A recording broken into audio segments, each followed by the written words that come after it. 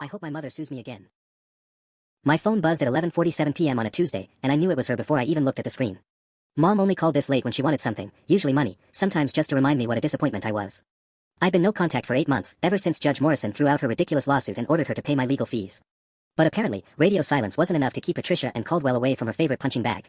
What do you want? I answered, not bothering with pleasantries. Well, hello to you too, sweetheart, her voice dripped with that familiar saccharine poison. I'm calling because I've been thinking about our little misunderstanding. The lawsuit you filed demanding $85,000 from Grandma's inheritance. The one you already spent on your boyfriend's motorcycle and that cruise to Cabo. That misunderstanding. Now don't be dramatic, Kevin. I had every right to that money. Your grandmother promised. She promised you nothing. We have it in writing. I was already pacing my apartment, that old familiar knot forming in my stomach. 8 months of therapy, and Mom could still make me feel like I was 12 years old again, apologizing for existing. Listen, honey, I've been talking to a new lawyer. A much better one than that public defender you embarrassed me with last time. He says we have grounds for another suit. Emotional damages from your cruel behavior, defamation of character, maybe even elder abuse for abandoning your poor mother. I stopped pacing. My heart actually skipped a beat, but not from fear, from hope. Pure, undiluted hope. Is that so? I tried to keep my voice neutral, but inside I was practically vibrating with excitement. That's right. Harold, that's my lawyer, he says children who abandon their parents can be held financially responsible. And the way you've been telling lies about me to the family, poisoning everyone against me, well, that's going to cost you. Harold. I made a mental note to look him up, see what kind of bottom feeder would take on a case this stupid twice. Mom had a talent for finding lawyers as delusional as she was. You know what, Mom? You should absolutely do that. Sue me again. Please. The silence stretched for 5 full seconds. I could practically hear the gears grinding in her head, trying to figure out why I wasn't begging for mercy like usual. Well, good. I'm glad you're finally seeing sense. Maybe we can settle this without going to court if you just wire me. No, no, no. Don't settle. Take me to court. I insist. In fact, I hope Harold files those papers first thing tomorrow morning. Kevin, what's gotten into you? If only she knew. If only she had any idea what was waiting for her in the manila folder currently sitting in my safe, or the meetings I'd had with Agent Sarah Chen from the FBI's Financial Crimes Unit. The hours I'd spent with forensic accountant Jennifer Walsh, documenting every forged check, every fraudulent tax return, every penny Mom had stolen from Grandma's accounts before she died. Nothing's gotten into me, Mom. I just think it's time we settled this once and for all, don't you? No more family drama, no more misunderstandings. Just you, me, and the truth in front of a judge. The line went quiet again, longer this time. Kevin, you're scaring me a little, Mom finally said, and for the first time in my adult life, I heard something in her voice I'd never heard before, uncertainty. This isn't like you. You've always been such a good boy, so reasonable. Reasonable. I laughed, and it came out harsher than I intended. You mean weak. You mean easy to manipulate. That's not what I... Remember when I was 16 and you made me cash out my college savings bonds to pay for Dad's funeral? The ones Grandpa bought for me every birthday since I was 5. You promised you'd pay me back with the insurance money. Kevin, that's ancient history. $23,000, Mom. I found the insurance paperwork in Grandma's things. You got $47,000 from Dad's policy. Want to guess where my 23 went? Silence. Or how about when I was 22, fresh out of college, and you needed help with temporary rent money? $1,500 a month for 8 months until I realized your landlord thought I was your boyfriend because you'd been telling him I was Michael from your work, not Kevin your son. I never said you were my boyfriend, she sputtered. That's disgusting. You're twisting everything like you always do. The receipts don't lie, Mom. Neither do bank records. Or tax documents. Or death certificates with forged signatures. The sharp intake of breath on the other end told me I'd hit the mark. During the probate process for Grandma's estate, my lawyer Marcus Webb had been thorough, more thorough than Mom had counted on. We'd found discrepancies going back 3 years. Checks written from Grandma's account 2 weeks after she died. A reverse mortgage application signed in January 2022, when Grandma had been in hospice care, barely conscious, since November 2021. I don't know what you think you found. I found everything, Patricia. Using her first name felt like dropping a nuclear bomb. I'd called her Mom for 28 years, even when she didn't deserve it. The IRS was very interested in those unreported reverse mortgage payments. Did you know failing to report $68,000 in income is a felony? You didn't. Her voice dropped to a whisper. Kevin, please tell me you didn't call the IRS. I didn't call them, I said, savoring the moment. I scheduled an appointment. Agent Patricia Morales, funny coincidence with the name, right? She spent 3 hours going through the documents Marcus and I compiled. Very professional. Very thorough. She seemed particularly fascinated by the pharmacy receipts we found. What pharmacy receipts? The ones showing you were still picking up Grandma's morphine prescriptions for 6 weeks after the funeral, Mom. Using her Medicare card. That's identity theft, insurance fraud, and illegal possession of controlled substances. Agent Morales called it a trifecta of felonies. The line went dead quiet for so long I thought she'd hung up. Then I heard something I'd never heard from my mother in my entire life, a sob. Not her usual manipulative crocodile tears, but a real, honest sound of fear. Kevin, please. I raised you. I'm your mother. You can't do this to family. Family. The word tasted bitter. You sued your own son for money you stole from your dead mother. You spent my childhood teaching me that love was conditional on my bank account. You want to talk about family now? If you drop this, if you make those people go away, I promise I'll never bother you again. I'll disappear. You'll never have to see me. For just a moment, I almost wavered. Almost. Then I remembered being 8 years old, crying because she'd spent my birthday money on cigarettes and lottery tickets, and her telling me that boys who cried were weak and would never amount to anything. Sue me, Mom. Please. I'm begging you. The call ended, and I sat in my kitchen until 3 a.m., staring at my phone and waiting for it to ring again. Mom had never given up that easily before.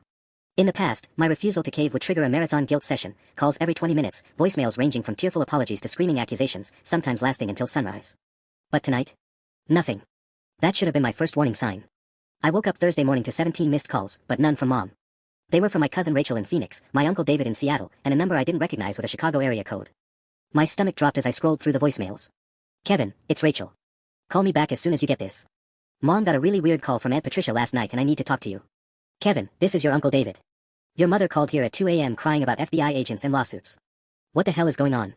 The Chicago number turned out to be my second cousin Jennifer, who I hadn't spoken to in 5 years. Kevin, I don't know if you remember me, but Aunt Patricia called my mom last night saying you've been spreading lies about her to the government and she needs money for a lawyer. She's asking everyone in the family for help. My mom wanted me to call and get your side of the story. By noon, I'd fielded calls from 8 different relatives. Mom had worked fast, spinning a story about her troubled son, who was having some kind of breakdown and making false accusations to federal agents. According to her version, I was bitter about not getting a bigger inheritance and was trying to frame her for crimes she didn't commit. The brilliant part. She'd mixed in just enough truth to make it believable. Yes, I had contacted federal agents. Yes, it was about Grandma's estate. Yes, there had been a lawsuit between us that she'd lost. But in Mom's telling, these were the actions of an unstable, vindictive son, not someone with documented evidence of multiple felonies. She showed me bank statements, Rachel said when I finally called her back. Kevin, I know Patricia can be difficult, but these numbers she's showing us don't match what you're saying. According to her records, she only got $12,000 from Grandma's reverse mortgage, not $68,000. And she has a letter from Grandma's doctor saying she was mentally competent to sign documents until the day she died. My blood ran cold. Rachel, those documents are forgeries. The signature analysis alone. I want to believe you, but Patricia seems genuinely terrified. She's talking about hiring a private investigator to prove you've been doctoring evidence. She says she has witnesses who can testify that Grandma was lucid in asking for the reverse mortgage herself. After I hung up, I called Marcus Webb immediately. His secretary put me through within minutes, never a good sign. Kevin, I'm glad you called. We might have a problem. What kind of problem? I just got off the phone with someone claiming to be your mother's new attorney. A Harold Steinberg from Morrison, Keller and Associates. Ring any bells? Morrison, Keller and Associates. I'd heard that name before. They were the firm that handled corporate fraud defense for 3 major companies that had made headlines last year. Not exactly the bottom feeders Mom usually found. Harold's claiming they have evidence that some of the documents we submitted to the probate court were altered after the fact. He's demanding we produce the originals for independent analysis, and he's threatening to file a complaint with the State Bar Association alleging we knowingly submitted fraudulent evidence. That's impossible. We got everything directly from Kevin. Marcus's voice was gentle but firm. When exactly did you last see the original documents? The ones in your grandmother's house. I tried to remember. The day after the funeral, I'd gone to Grandma's place with Mom to start sorting through paperwork. We'd spent hours in her home office, and Mom had insisted on helping organize everything into neat piles. She'd been surprisingly cooperative, even helpful. Oh, God. She had access, I whispered. After Grandma died, before I thought to secure anything, Mom had keys to the house for 3 weeks. That's what I was afraid of, Marcus said. If she's had time to replace originals with forgeries, and if she's managed to find witnesses willing to testify about your grandmother's mental state, the FBI investigation could fall apart if the evidence chain is compromised. Kevin, you need to be prepared for the possibility that your mother is smarter than either of us gave her credit for. That evening, Harold Steinberg called me directly. Mr. Caldwell, I think we should meet. Harold Steinberg's voice was nothing like I'd expected. Smooth, professional, with the kind of confidence that comes from winning cases other lawyers wouldn't touch. He suggested we meet at Meridian Coffee downtown, neutral ground, he called it. I'll be honest with you, Mr. Caldwell, he said after we'd settled into a corner booth Thursday evening. Harold was younger than I'd imagined, maybe 45, with silver-rimmed glasses and a navy suit that probably cost more than my rent. Your mother's case is unusual. Unusual how? I sipped my coffee, trying to project calm while my heart hammered against my ribs. Well, for starters, she came to our firm with a retainer check for $35,000. Cash deposit, cleared the same day. That's not typical for someone claiming financial hardship. I nearly choked on my coffee. $35,000. Where the hell did she get that kind of money? Harold's eyebrows rose slightly. You don't know. According to Mrs. Caldwell, she recently came into some money. An old insurance policy from your father that she'd forgotten about. Apparently, the company had been trying to reach her for years about an unclaimed death benefit. The lie was so smooth, so plausible, that I almost believed it myself for a split second. Dad had been disorganized with paperwork, and insurance companies did sometimes take years to track down beneficiaries. But I'd gone through every document related to his death with a forensic accountant. There were no missing policies. That's impossible, I said. I've seen every piece of documentation from my father's estate. Have you? Harold pulled out a manila folder. Because we have records of a whole life policy with Midwest Mutual that your father took out in 1987. Policy number WL 4479-1987 TC. Your mother was listed as the sole beneficiary for a death benefit of $42,000. He slid a photocopy across the table. The letterhead looked authentic, the policy details typed in that old-fashioned font insurance companies used in the 80s. My father's signature at the bottom, witnessed and notarized. This is a fake, I said, but even as the words left my mouth, doubt crept in. The signature looked right. The dates matched up with when my parents had bought their first house. Midwest Mutual confirms the policy's authenticity, Harold continued. They've been trying to locate your mother since 2019, but she'd moved 3 times and never updated her contact information. They finally tracked her down through a skip tracing service last month. My mind raced. If this was legitimate, it explained where Mom got the money for Harold's retainer. But if it was fake, it meant she'd orchestrated something far more sophisticated than I'd thought possible. Either way, I was in trouble. Let me guess, I said. She wants to settle out of court. Harold smiled, not unkindly, but with the satisfaction of a man holding better cards than his opponent. Actually, no. Mrs. Caldwell wants her day in court. She's filing suit Monday morning for defamation, intentional infliction of emotional distress, and abuse of process. She's seeking $200,000 in damages plus attorney fees. $200,000. The number hit me like a physical blow. For what? For systematically destroying her reputation with false allegations to federal agencies. For fabricating evidence to support fraudulent claims. For turning her entire family against her with malicious lies. Harold's voice remained perfectly level, as if he were reading a grocery list. She has 12 family members willing to testify that you've been unstable since your grandmother's death. Paranoid. Obsessed with money. Those family members heard one phone call from her. And a very compelling one, apparently. Mrs. Caldwell also has documentation from her physician showing she's been treated for severe anxiety and depression since your first lawsuit. Medical records indicating stress-induced health problems. A therapist will testify about the emotional trauma of being falsely accused by her own son. The web was more intricate than I'd imagined. Mom hadn't just been covering her tracks, she'd been laying groundwork for months, maybe longer. Building a narrative, creating evidence, recruiting witnesses. Here's what I don't understand, Kevin, may I call you Kevin, why you'd want this to go to trial. Your mother is offering a very reasonable settlement. Drop the federal complaints, sign a non-disclosure agreement, and pay $50,000 for her emotional distress. Given what we have, that's generous. I stared at Harold's confident smile and realized something that should have terrified me but instead filled me with grim satisfaction. Mom had made one crucial mistake. She thought she was still playing against the scared, guilty kid who used to apologize for breathing too loud. She had no idea who I'd become in the 8 months since our last battle. Harold, I said, standing up and extending my hand. Tell my mother I'll see her in court. Harold's handshake was firm, professional, but I caught something flickering behind his eyes, surprise, maybe even respect. He'd expected me to crumble at his offer, to take the settlement and run like a wounded animal. I'll pass along your message, he said, closing his folder. Though I should warn you, Kevin, we have more evidence than what I've shown you tonight. Mrs. Caldwell has been very thorough in documenting her side of things. I'm sure she has. I smiled, and for the first time in this entire conversation, Harold looked uncertain. Tell me something, Harold.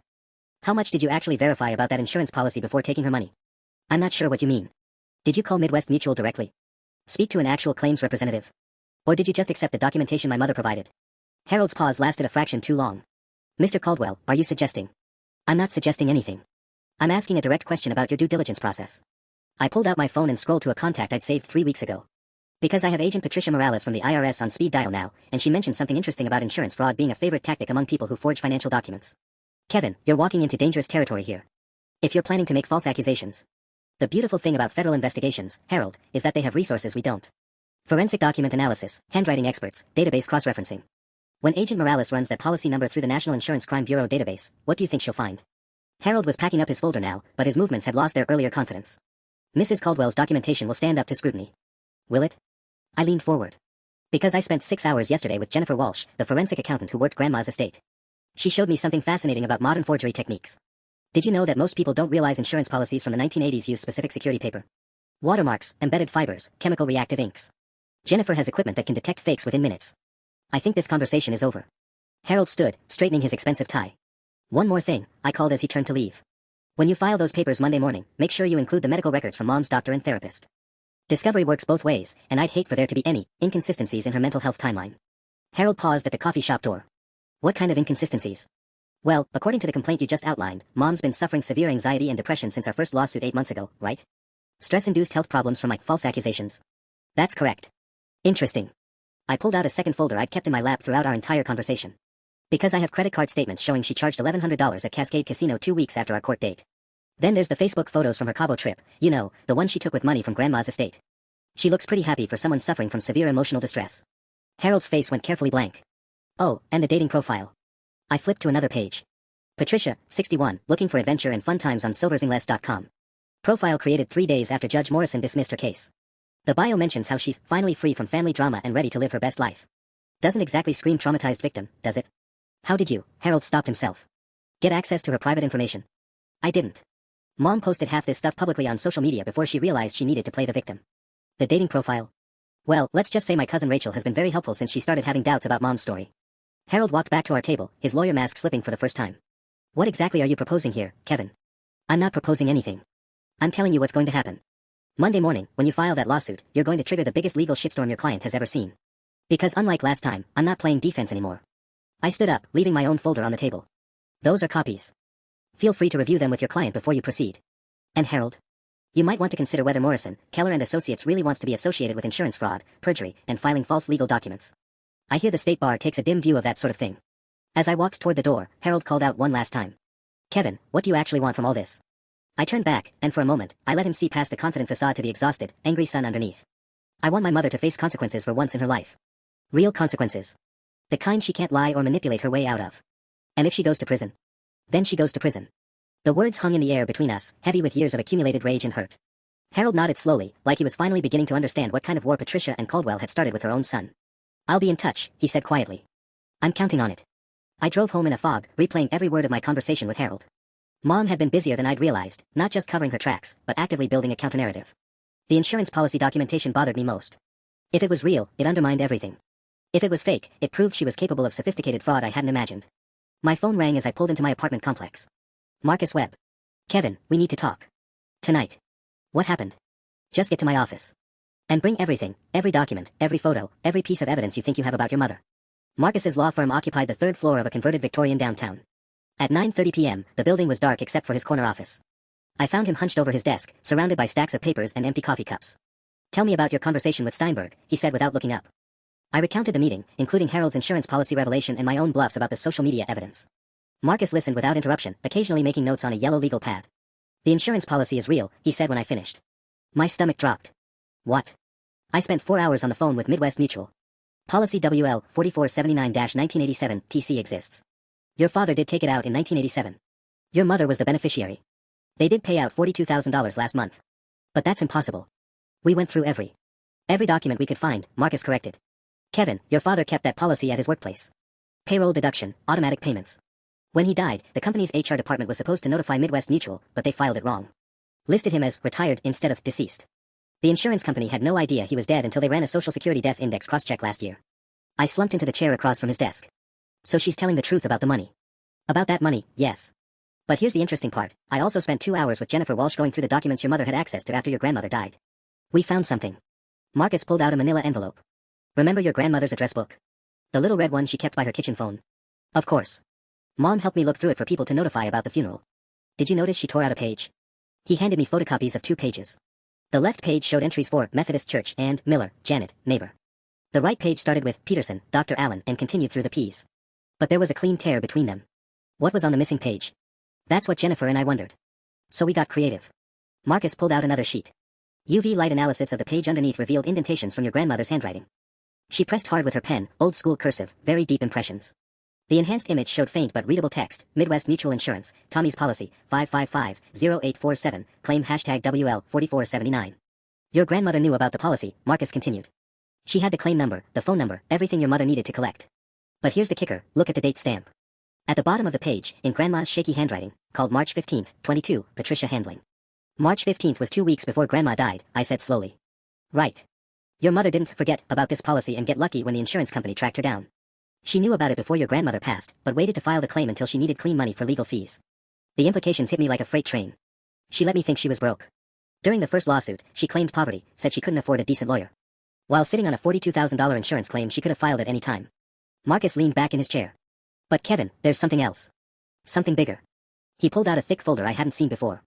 After our coffee shop friend Harold called today threatening to file bar complaints, I decided to do some checking on Morrison, Keller and Associates.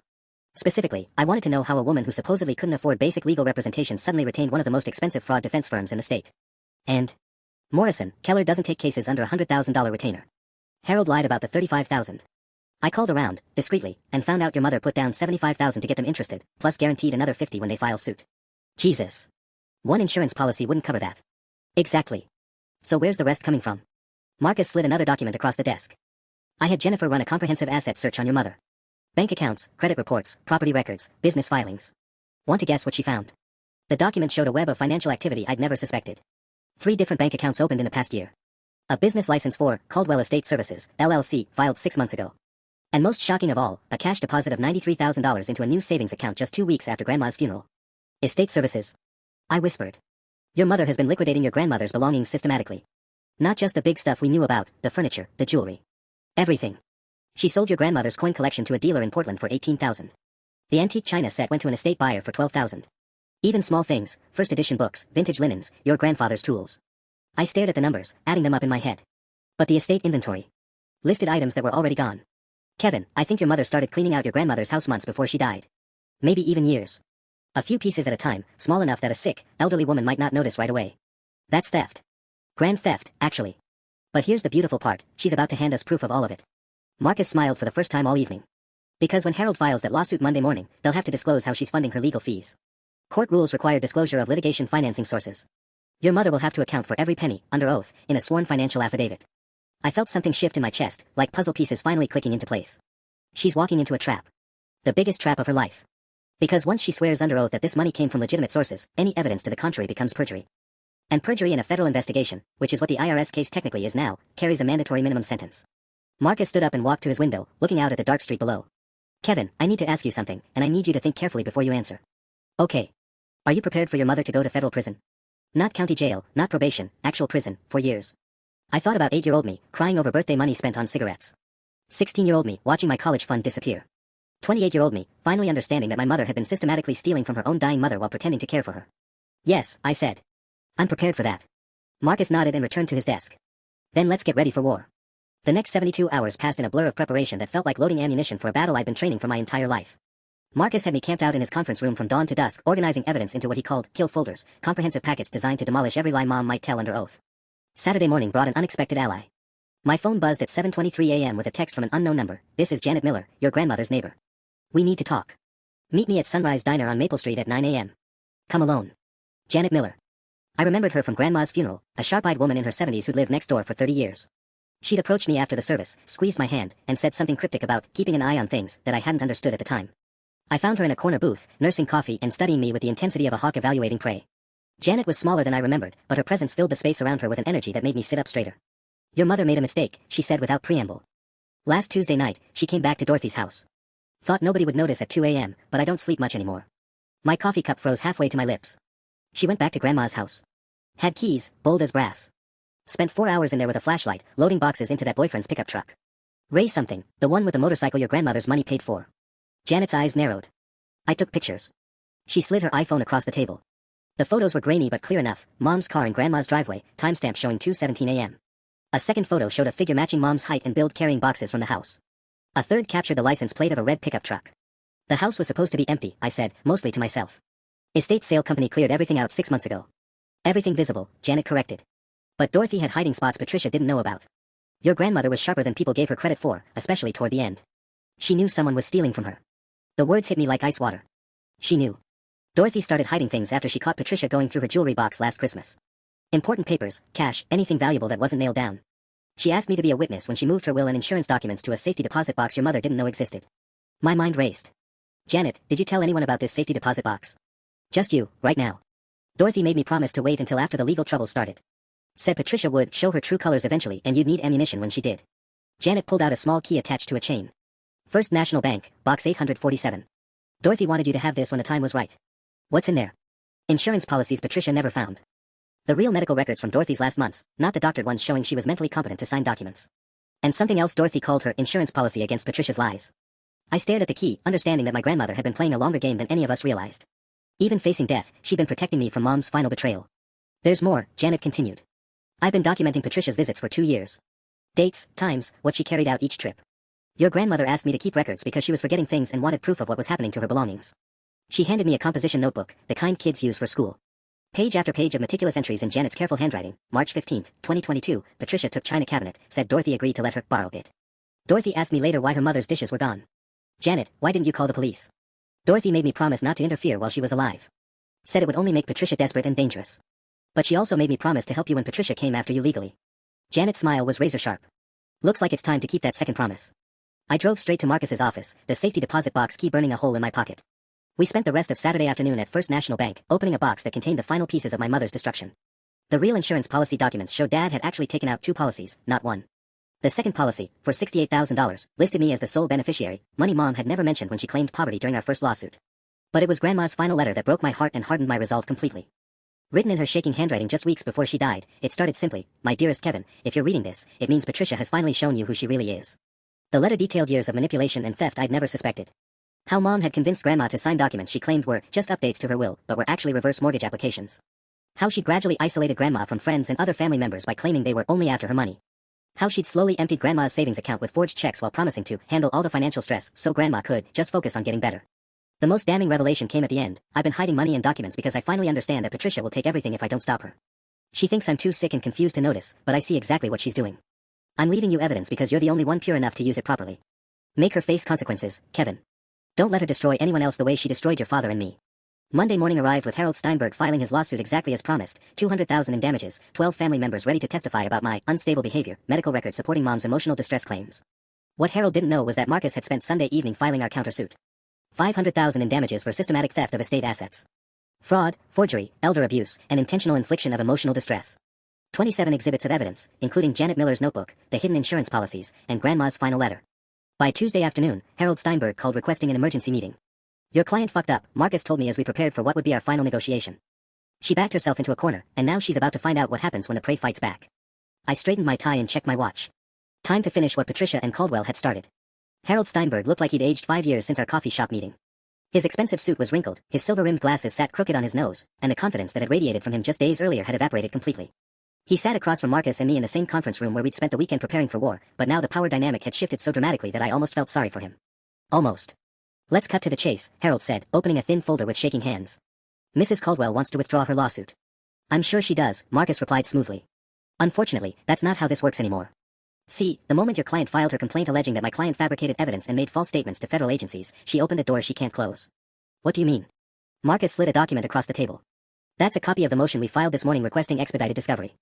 Judge Morrison, remember him from the first lawsuit, has ordered your client to produce all financial records, bank statements, and documentation supporting her claims within 72 hours. Harold's face went pale. 72 hours. That's impossible. We need at least 30 days to. To what? I interrupted. Clean up the evidence. Create more forgeries. Harold, we know about the safety deposit box. We know about Janet Miller's documentation. We know about the second insurance policy listing me as beneficiary, the one Mom never mentioned when she claimed she needed money. What second policy? Harold's voice came out as barely a whisper. Marcus pulled out another folder. Midwest Mutual Policy Number WL 4481-1987 TC. $68,000 death benefit, paid directly to Kevin Caldwell in January 2020. Funny thing, your client filed her poverty affidavit claiming total assets under $5,000 just 2 months after Kevin received that payout. She knew he had money she could target. The silence stretched for nearly a minute.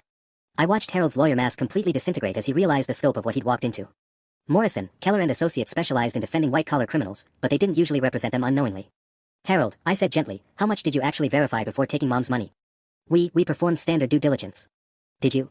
"Because Jennifer Walsh ran those medical records through a document authentication service. The letterhead from Dr. Peterson's office. That practice closed in 2019. The therapist who supposedly treated Mom for trauma. Sarah Chen from the FBI ran her license number. It belongs to a child psychologist in Tampa who's never heard of Patricia Caldwell."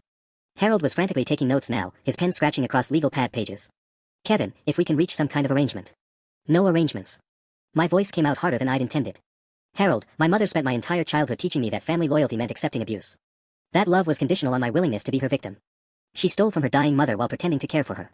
She's committed multiple felonies and dragged you into it because she thought I'd never fight back." I stood up, suddenly feeling calmer than I had in months. She was wrong.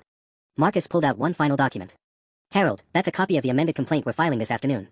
We're adding Morrison, Keller and Associates as co-defendants for knowingly filing fraudulent documentation and making false statements to the court. You can't do that. We acted in good faith based on our client's representations." "Prove it," Marcus said simply. "Show us your verification records. Your background checks. Your documentation review process. Because right now, it looks like your firm took a 6-figure retainer from a woman under federal investigation without doing basic due diligence." Harold was packing up his files with jerky, panicked movements. "This is unconscionable. You're destroying people's lives over a family dispute." "Harold." I waited until he looked at me directly. "My mother destroyed my life over money. She destroyed my grandmother's final years over money. She destroyed my father's memory by forging documents in his name. I'm not destroying anything, I'm finally building something she can't tear down. What do you want?" Harold's voice broke slightly. "What will it take to make this stop?" Marcus and I exchanged glances. We discussed this moment, planned for it, but sitting here watching a grown man crumble under the weight of my mother's lies still felt surreal. "Full confession," I said. "Every theft, every forgery, every lie. Complete financial disclosure showing where all the stolen money went. And Harold? She pleads guilty to the federal charges. No trial, no appeal, no more games. She'll never agree to that. Then she'll go to trial and lose everything anyway. The difference is, this way she might only get 5 years instead of 15. Harold left without another word, clutching his briefcase like a life preserver. Marcus and I sat in a quiet conference room, surrounded by the evidence of my mother's crimes, and I realized something profound had shifted inside me. For the first time in my adult life, I wasn't afraid of Patricia and Caldwell anymore. Wednesday afternoon, Harold called back. His voice had changed completely. Gone was the smooth professional tone, replaced by something that sounded dangerously close to panic. Kevin, we need to talk. Not at my office. Somewhere private. We met in the parking lot of a grocery store on the outskirts of town, sitting in Harold's BMW while rain drummed against the windshield. He looked like he hadn't slept in days. Your mother lied to us about everything, he said without preamble. The medical records, the therapist documentation, even the fucking insurance policy timing. My partner spent yesterday doing damage control, and what we found. He ran his hands through his hair. Jesus Christ, Kevin, she's been running a systematic con for years. Tell me something I don't know. The business license for Caldwell Estate Services. She's been using it to pose as a legitimate estate liquidation company. We found records of her approaching elderly clients at nursing homes, offering to help them downsize their belongings. She's stolen from at least 6 other families besides yours. My stomach dropped. 6 families.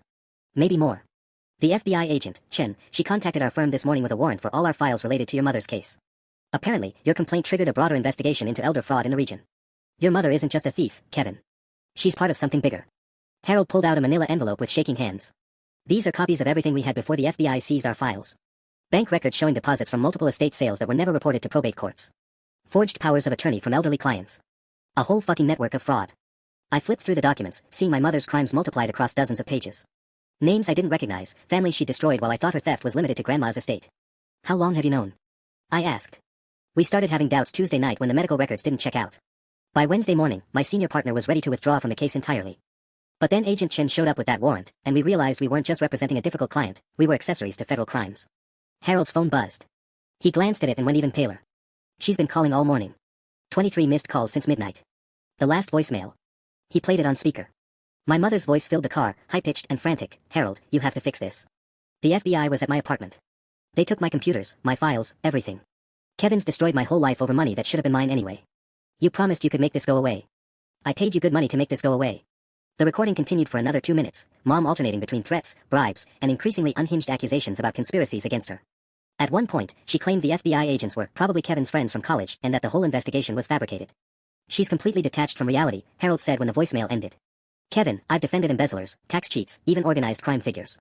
But your mother, there's something broken in her that goes beyond normal criminal behavior. Yeah, well, I lived with that broken thing for 18 years. I'm withdrawing from her case. Morrison, Keller can't be associated with this level of fraud, and frankly, representing her any further would be professional suicide. But Kevin. Harold turned to face me directly. She's not going to go quietly. When she realizes she's lost her legal protection, when the weight of federal charges really hits her, she's going to lash out. And you're going to be her primary target. As if summoned by his words, my phone rang. Mom's contact photo, a picture from last Christmas where she was smiling and hugging me, back when I still believed her lies about loving her family, filled the screen. Answer it, Harold said. But put it on speaker. I want to hear what we're dealing with. I swiped to accept the call. Hello, Mom. Kevin, sweetheart, thank God. Listen, there's been a terrible mistake. These FBI people, they don't understand family dynamics. They're making our private business into some kind of federal case, and Harold's firm is panicking over nothing. Her voice was artificially calm, the tone she used when she was trying to manipulate me back into compliance.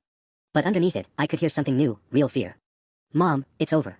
Harold's withdrawing from your case, the FBI has evidence of fraud involving multiple families, and Grandma's safety deposit box had documentation of everything you stole from her. The line went quiet for 10 seconds. When she spoke again, all pretense of maternal warmth had vanished. You self-righteous little shit.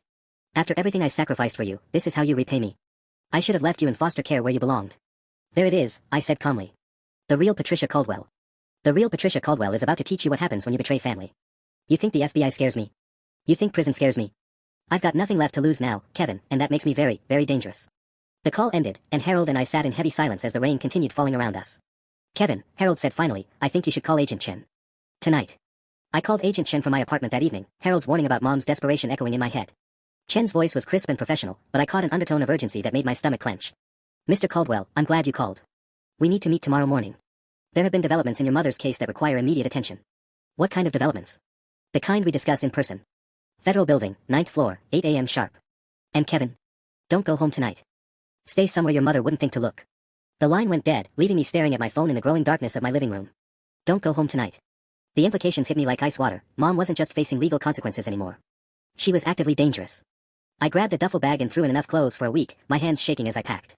28 years old, a successful software engineer with a six-figure salary and a secure life, and I was fleeing like a scared child because my own mother had become a threat I couldn't calculate. My phone buzzed with a text from an unknown number. The garage door opener in your apartment complex has been broken since Tuesday.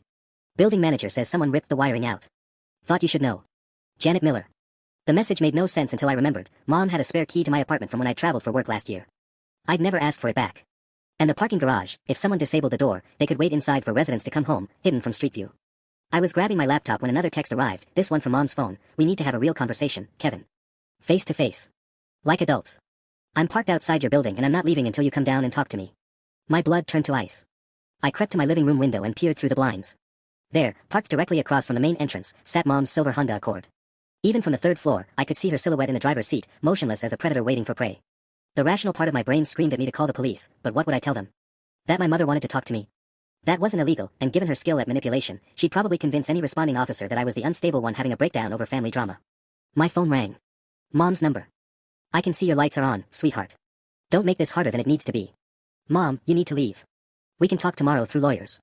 No more lawyers. Her voice exploded through the speaker, loud enough that I jerked the phone away from my ear. No more FBI agents, no more accountants, no more strangers telling lies about your own mother. You want to destroy me? Fine. But you're going to look me in the eye when you do it. Through my window, I watched her get out of the car. She was carrying something, a manila envelope thick enough to contain documents. Or something else entirely. Kevin, I'm coming up. I still have your spare key, remember? We can do this easy, or we can do this the hard way. The call ended. I heard the building's main door buzz open. She must have used the intercom to get someone to let her in, probably claiming to be a concerned mother visiting her son. Footsteps echoed in the hallway outside my apartment. Slow, deliberate, getting closer. Then I heard something that made my decision for me, the distinct sound of my spare key sliding into the lock. I grabbed my duffel bag, laptop, and car keys, then slipped out onto my fire escape as quietly as possible. The metal steps creaked under my weight as I descended, every sound amplified in the night air. Behind me, I heard my apartment door open and Mom's voice calling out in that artificially sweet tone she used when she was furious but trying to hide it. Kevin. Sweetheart. Mommy's here to talk. I reached the alley behind my building and sprinted for my car, parked 2 blocks away on a side street. As I fumbled with the door locks, my phone buzzed with another text. Running away won't solve anything, baby. We're family. Family always finds each other. I drove to a motel on the opposite side of town, paid cash for a room, and spent the night staring at the ceiling while my phone buzzed with increasingly unhinged messages from Mom. The last one arrived at 4:17 a.m. I know about the meeting with the FBI tomorrow, Kevin. I know about Agent Chin, about the warrant, about all of it. You think you're so smart, but you have no idea what your mother is capable of when she's protecting her family. At 7:45 a.m., I sat in the federal building lobby, exhausted and terrified, clutching a coffee that had gone cold an hour ago. Agent Chin emerged from the elevators looking grim. Mr. Caldwell. We need to talk. Now. Agent Chen's office felt like a bunker, windowless, fluorescent lit, with the kind of industrial carpet that absorbed sound and hope in equal measure. She gestured for me to sit across from her metal desk, then pulled out a file thick enough to stop a bullet. Your mother escalated significantly last night, Chen said without preamble. At 11:47 p.m., she attempted to access the federal database system using credentials stolen from Harold Steinberg's firm. The attempt was clumsy. She basically tried to hack into our investigation files about herself. My coffee cup slipped in my hands. She tried to hack the FBI. Computer crimes aren't her specialty, obviously. But Kevin, the attempt itself constitutes a federal offense that carries a mandatory minimum of 2 years in prison. Combined with the elder fraud charges, the forgery, the tax evasion, we're looking at 15 to 20 years minimum. Chen opened the file, revealing photographs that made my stomach lurch. Pictures of my apartment building taken from multiple angles, time-stamped throughout the night. Mom's car in different parking spots. She'd been circling the building for hours after I escaped. Building security cameras caught her trying to jimmy the fire escape lock at 2:33 a.m., Chen continued. Then she spent 40 minutes sitting in the lobby, telling the night security guard that she was worried about her mentally unstable son, who might hurt himself.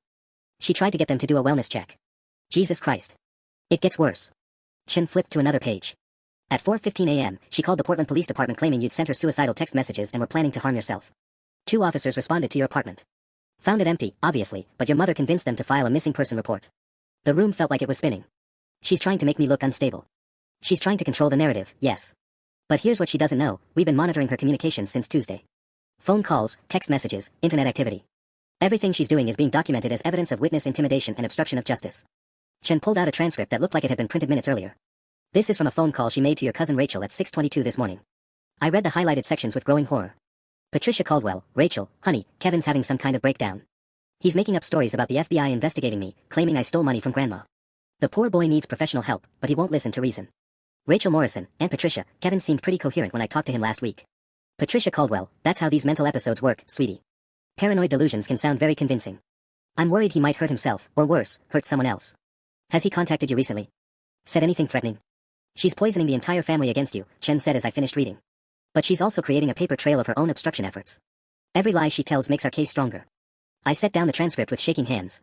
Agent Chen, what happens now? Now. We arrest her. Today. The computer crimes charge gives us grounds for immediate detention without bail. She's demonstrated that she'll tamper with evidence and intimidate witnesses if left free. Chen closed the file with a decisive snap. But Kevin, I need you to understand something. Once we take her into custody, there's no going back. This becomes a federal prosecution that will likely send your mother to prison for the rest of her functional life. The weight of her words settled over me like a heavy blanket. My mother, manipulative, abusive, criminal though she was, would spend her remaining years behind bars because I'd finally refused to be her victim. There's one more thing, Chen said gently. We found additional evidence in her apartment during yesterday's search. Bank records showing she's been systematically defrauding elderly clients for almost 4 years. The total theft amount is approaching $300,000 across 9 different families. $300,000. 9 families. I thought about other sons and daughters who might be sitting in rooms like this, learning that their mother had destroyed not just their own lives but countless others. Agent Chen, I said, my voice steadier than I felt, arrest her.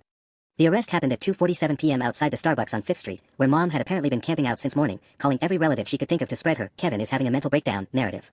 Agent Chen had invited me to watch from an unmarked van parked across the street, professional courtesy, she called it, though I suspected she wanted me to see that this was really happening. Through the van's tinted windows, I watched 2 agents in navy windbreakers approach Mom's table. She was on her phone, gesturing animatedly, probably spinning another sob story about her troubled son to whoever would listen. When Agent Martinez flashed his badge, Mom's entire demeanor shifted in a way that would have been fascinating if it weren't so familiar. First came the confusion, tilted head, innocent smile, that surely there's been some mistake expression she'd perfected over decades of talking her way out of consequences. Then denial, shaking her head vigorously while pulling out her phone like she was about to call someone important to straighten out this misunderstanding. But when Agent Martinez said the words, Patricia and Caldwell, you're under arrest for computer fraud and obstruction of justice, her mask finally slipped completely. This is harassment. Mom's voice carried across the street even through the van's closed windows. My son is having a psychotic break and he's convinced federal agents to participate in his delusions.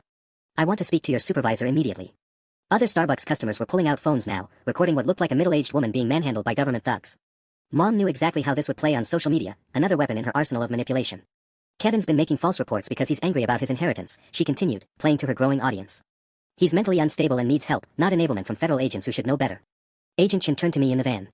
She's good. I'll give her that. 28 years of practice, I replied, watching Mom switch tactics again. Now came the tears, not the fake ones she usually deployed, but something raw and desperate that made even me feel a flicker of guilt.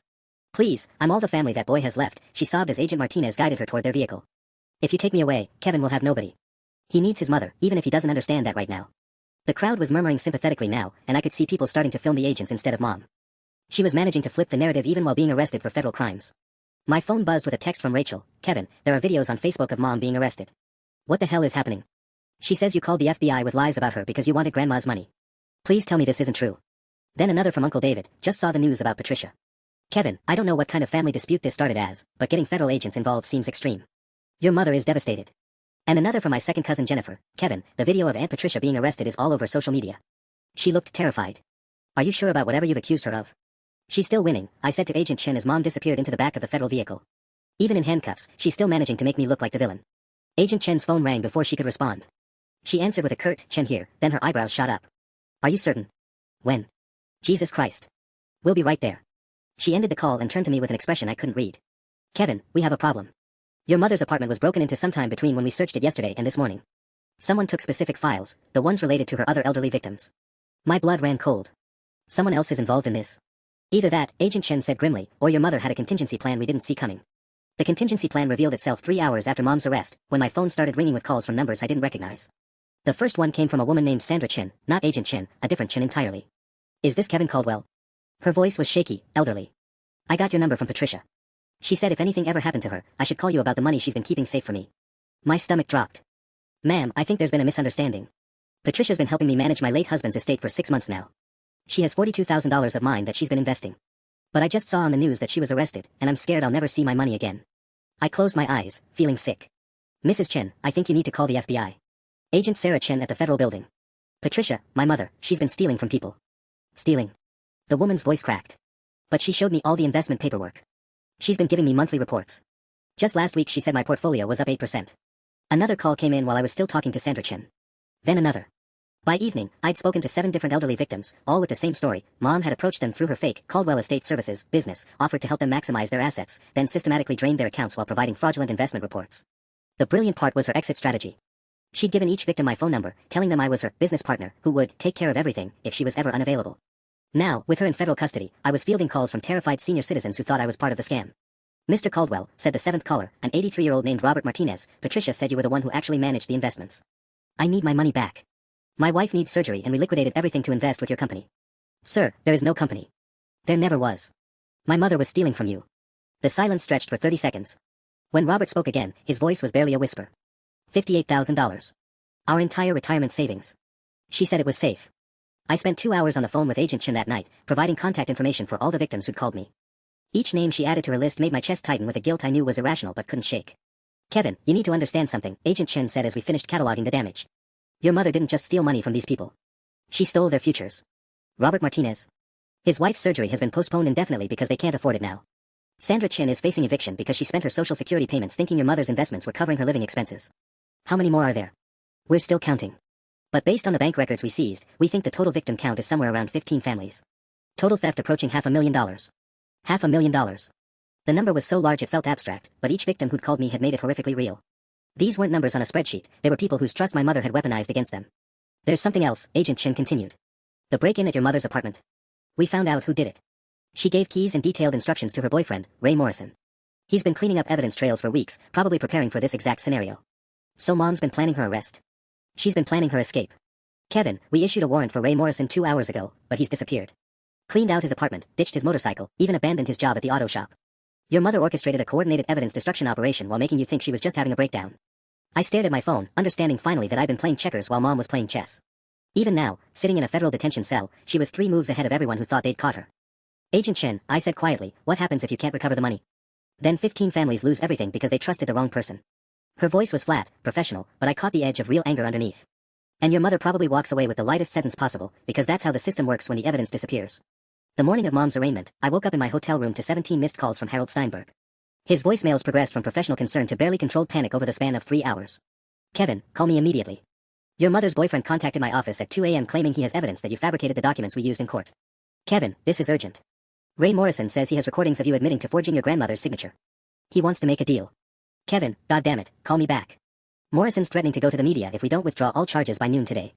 I called Agent Chen instead. Her voice was grimmer than usual. We know about Morrison's claims.